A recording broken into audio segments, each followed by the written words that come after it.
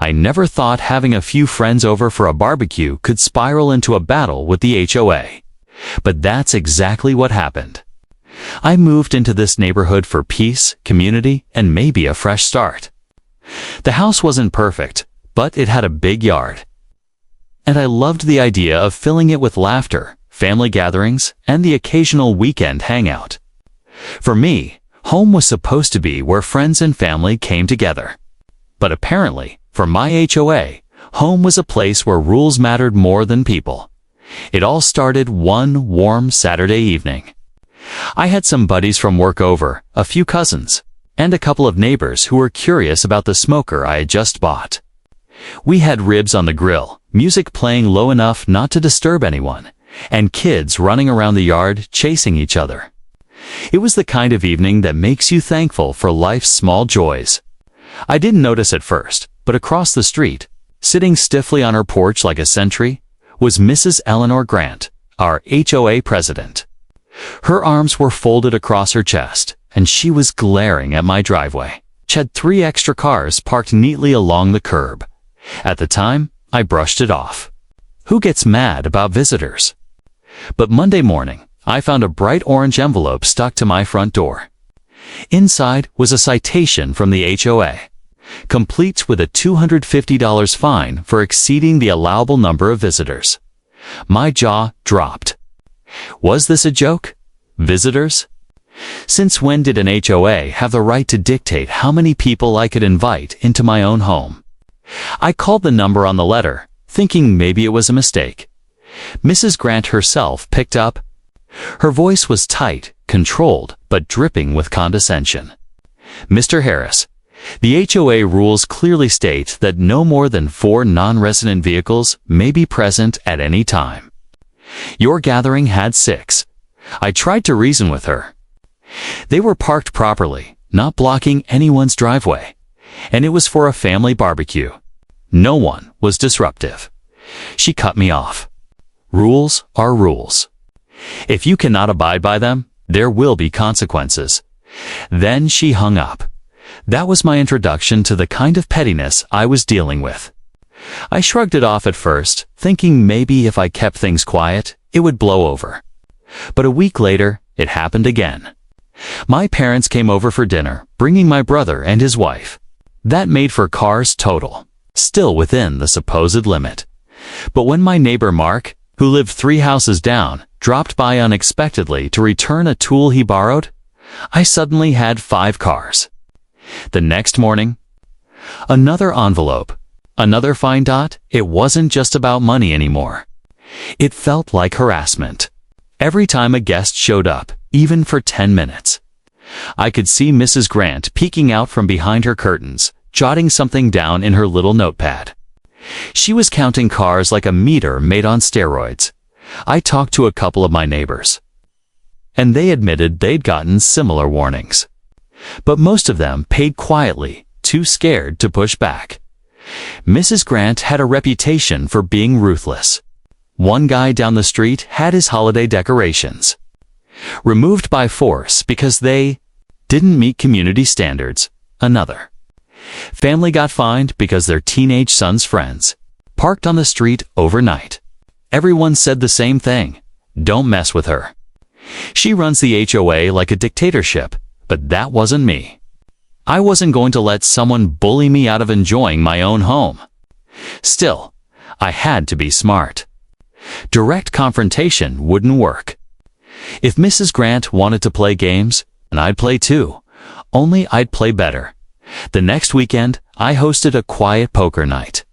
Just for friends, all carpooling to keep it under the limit. We laughed, played cards, and kept everything low-key. Around 10 o'clock, I saw headlights outside. Mrs. Grant had called in a security patrol, who circled my block twice before finally parking across the street. My friends looked uneasy, but I told them to ignore it. Sure enough, the next morning, I got a letter. Suspicion of unauthorized gathering. No fine this time, but a warning. A warning for playing cards in my own home. That was the moment I knew this wasn't about rules. This was personal. I started documenting everything. I took photos of the cars, noting the time and date. I recorded video of my guests arriving, showing there was no noise, no disruption, no violations. I gathered copies of the HOA bylaws and highlighted every section about parking and visitors. I even checked the city ordinances, which clearly stated that as long as cars weren't blocking driveways or fire hydrants, street parking was legal. I was building a case. But I didn't realize then just how far this would go, or how one unexpected visitor would flip the entire situation on its head. Because the truth is, Joe wasn't just picking on me. They were hiding something, and I was about to stumble right into it. I didn't know it yet, but by standing up to Mrs. Grant and the HOA, I had walked right into the middle of something bigger than myself. The harassment wasn't about visitor limits, not really. That was just their weapon of choice. The real fight was about control. And people like Mrs. Grant didn't just give up control easily. A few days after my poker night warning, I got another envelope. This one wasn't just a fine, it was a notice of violation. Hearing, they wanted me to appear before the HOA board to explain my repeated disregard for community rules. The tone of the letter was cold and threatening, like I was some criminal standing trial. I remember sitting at my kitchen table that night, the paper trembling in my hands. Part of me wanted to laugh at hearing over visitors, but another part of me felt the weight of it. These people had the power to put liens on homes, to fine me into debt, to make life miserable if I didn't comply. That's how they kept everyone in line. Fear, so I did what I do best when I feel cornered. I prepared. I spent hours researching. I combed through the HOA bylaws, highlighted inconsistencies, and compared them with city and county ordinances. I found out something interesting. Their visitor car limit wasn't even legal. It was stricter than city rules, and legally, an HOA can't override municipal law. When the day of the hearing came, I walked into the community clubhouse with a binder under my arm. Inside, Mrs. Grant and 4 other board members sat behind a long table like a panel of judges. Her smug smile said she already knew how this would go. "Mr. Harris," she began, adjusting her glasses, "we are here to address your repeated violations of community standards regarding visitor traffic." I sat down, leaned forward, and calmly slid my binder onto the table. "Before we start, I'd like to clarify something. Your visitor vehicle limit. It's not legally enforceable. City ordinance allows street parking unless it blocks driveways, hydrants, or intersections. None of my guests did that. So technically, I haven't broken any law." A ripple of murmurs went through the board. Mrs. Grant's smile faltered, but only for a second. "Regardless," she snapped, "this community has its own standards. You signed an agreement when you moved here." I met her stare. "Actually, no. I signed that I would follow lawful standards. What you're doing is harassment." That word hit the room like a dropped hammer. Harassment. One, the board members shifted uncomfortably. Clearing his throat, Mrs. Grant leaned forward, her voice low but sharp. "Be very careful, Mr. Harris. Accusing this board of harassment could have consequences." I kept my voice steady. "So could abusing your power." The hearing ended without resolution. They didn't fine me that day, but they didn't back off either. It was a standoff. I knew Mrs. Grant wouldn't let it go. And sure enough, things escalated. The very next week, I had a few coworkers stop by after work to check out my grill setup. Just 3 guys. We had burgers, cracked open a couple of beers, and kept it quiet. But the next morning, another envelope. This time, the fine was doubled. I laughed bitterly. It didn't matter what I did. They were going to keep fining me until I either paid or left. And then I had an idea. If Mrs. Grant loved playing watchdog, what if I gave her something to really watch?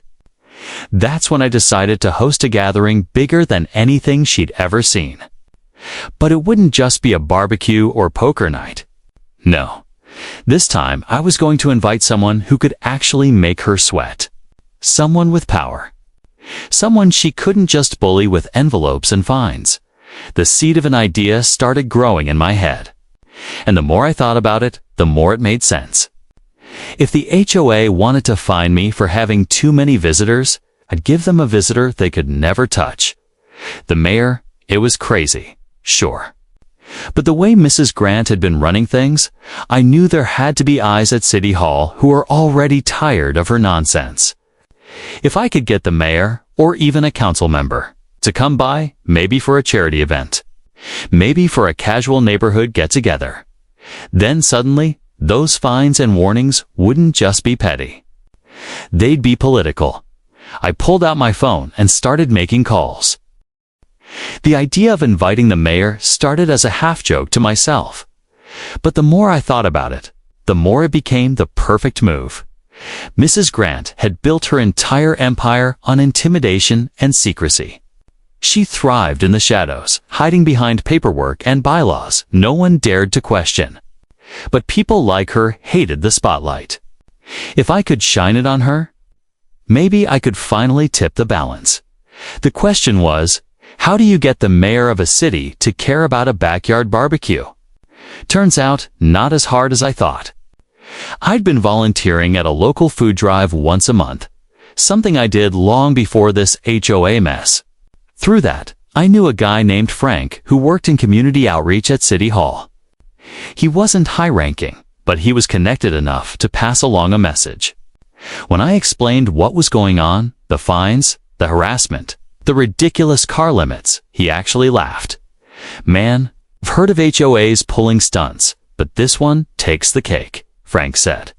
"You're saying they fined you for having a couple of friends over?" "Exactly," I replied. "And they're doubling down. They scheduled a hearing, sent threats, everything. Look, I don't expect a mayor to wade into a neighborhood squabble, but I want to host a charity cookout for the food drive. If she showed up, even for 10 minutes, it would mean a lot. Not just for me, but for everyone here living under these rules." Frank was quiet for a moment. Then he said, "You know what? The mayor loves photo ops like that. And if what you're saying is true, maybe it's time someone in power saw how bad it's gotten. I'll see what I can do." I didn't want to get my hopes up. Politicians have busy schedules. But just the possibility lit a fire under me. I threw myself into planning the event like my life depended on it. Flyers went up around the neighborhood. Community, charity cookout, all proceeds to the food drive. Neighbors started whispering. Some gave me cautious nods, the kind that said, "I wish I was as brave as you." Others looked terrified, as if even being seen supporting me might get them fined too. That's how deep the HOA's grip went. And then, 3 days before the cookout, I got the call. "Mr. Harris," a woman's voice said. "This is Deputy Mayor Collins. The mayor won't be able to attend in person due to prior commitments, but she asked me to represent her at your event. I'll be there Saturday afternoon." I almost dropped the phone. Deputy mayor or not, this was huge. Suddenly, my little backyard cookout wasn't just a neighborhood get-together. It was about to become political theater.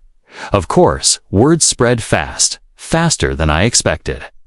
And it didn't take long before Mrs. Grant found out. The morning after the news broke, I woke up to another envelope taped to my door.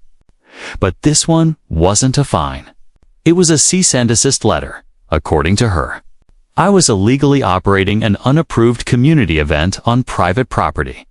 She claimed I needed board approval to host any gathering exceeding 10 people.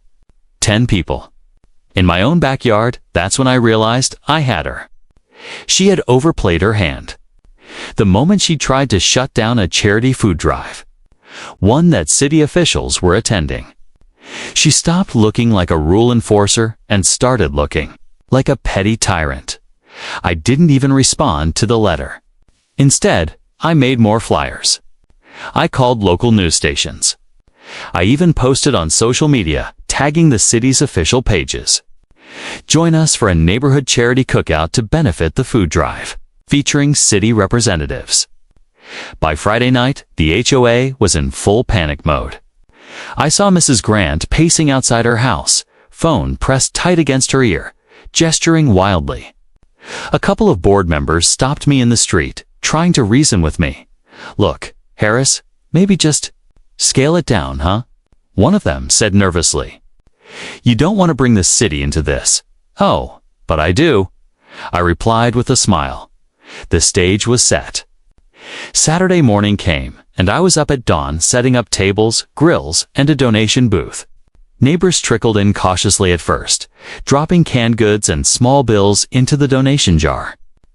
Then more came, and more. By noon, my yard was packed. The smell of barbecue drifted down the street. Laughter and chatter filled the air, and right on schedule, a black sedan pulled up. Out stepped Deputy Mayor Collins, shaking hands, smiling warmly. She walked straight to me, cameras clicking in the background. "Thank you for hosting this wonderful event," she said, loud enough for everyone, and for Mrs. Grant lurking at the edge of the crowd to hear. That was the moment everything changed. But I didn't know yet that Mrs. Grant wasn't finished. In fact, what she did next turned the whole situation into a full-blown investigation. Mrs. Grant's face when the deputy mayor shook my hand was priceless. Her jaw tightened, her eyes narrowed, and her entire composure slipped for just a second before she plastered on the fakest smile I'd ever seen. But I could see the panic bubbling beneath it. She hadn't expected me to pull this off, and now she was trapped. Cameras were clicking, neighbors were smiling. And every move she made would be under scrutiny. The cookout rolled on like nothing could stop it. Kids ran around with paper plates of hot dogs, families mingled, and the donation jar filled faster than I could keep up. Deputy Mayor Collins made a short speech about community, praising the residents for coming together, then turned to me and said, "This is what neighborhoods should be about. Not fines and restrictions, but unity." The crowd applauded. I glanced at Mrs. Grant, who was clutching her clipboard like it was a lifeline, and then she snapped. She stormed toward the deputy mayor, interrupting the speech. "Excuse me. This event is illegal. He did not get board approval, and he's in violation of multiple bylaws. You can't just gather dozens of people here without permission." The crowd went silent. All eyes turned to her. The deputy mayor raised an eyebrow. "Illegal? For a charity cookout?" Mrs. Grant waved her clipboard like a weapon. "Yes. This is private property governed by our HOA rules. He was fined for having too many visitors before, and this is clearly an escalation. We have rules for a reason, and he is deliberately breaking them." For a moment, it looked like she thought she was winning. But then Deputy Mayor Collins asked calmly, "Can I see the specific regulation you're referencing?" Mrs. Grant sputtered. "Well, lights in the bylaws." "I don't have them with me right now, but I have them," I interrupted, pulling out the binder I had brought just in case. I flipped to the page and held it up. There is no rule against gatherings on private property. They tried to fine me for it, but nowhere in the bylaws is this event prohibited. And even if there were, state law protects the right to host guests in your own home. The deputy mayor took the binder, skimmed the page, and looked back at Mrs. Grant. "It seems Mr. Harris is correct. Perhaps the HOA should reconsider how it enforces its policies."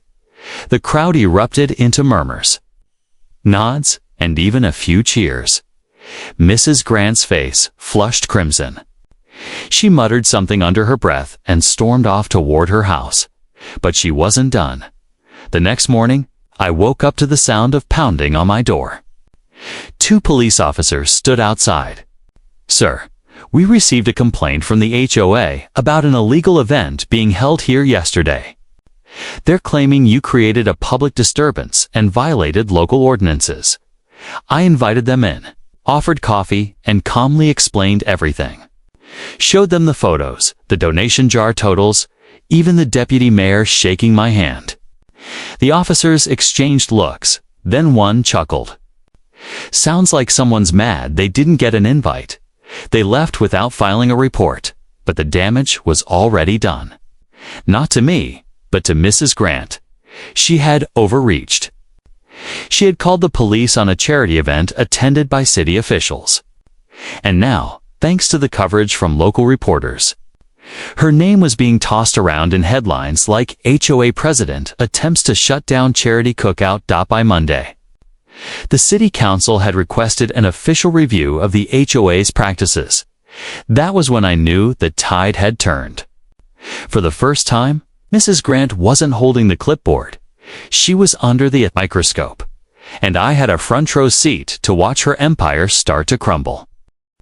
The investigation moved fast, faster than anyone in the neighborhood expected. Within a week, a team from the city's Housing and Community Oversight Board arrived. They weren't just asking about my cookout anymore. They were asking about everything: the fines, the budgets, the enforcement of rules that seemed to appear out of thin air. Neighbors who had once been too afraid to speak out started sharing their stories. Mrs. Lee revealed she'd been fined for having her grandchildren stay over too many nights in a row. Mr. Diaz admitted he'd been forced to pay for a fence repair that the HOA never completed. Even the Johnsons, who usually kept their heads down, produced letters threatening foreclosure over late fees that had already been paid. It was as though a dam had burst, and all the pent-up frustration poured out at once. The board went through documents with fine-tooth comb precision, and the cracks in Mrs. Grant's carefully constructed empire widened with every day. Missing receipts, questionable expenses, inflated contractor payments. The paper trail was damning. When they finally summoned her to a public hearing at City Hall, the place was packed. Neighbors filled every seat. Reporters set up cameras, and the deputy mayor himself presided over the proceedings. Mrs. Grant marched in, still clutching her clipboard, but she looked smaller somehow, less certain. She tried to spin everything as necessary for order and in the best interest of the community, but the evidence kept piling up against her. And then came the twist that sealed her fate.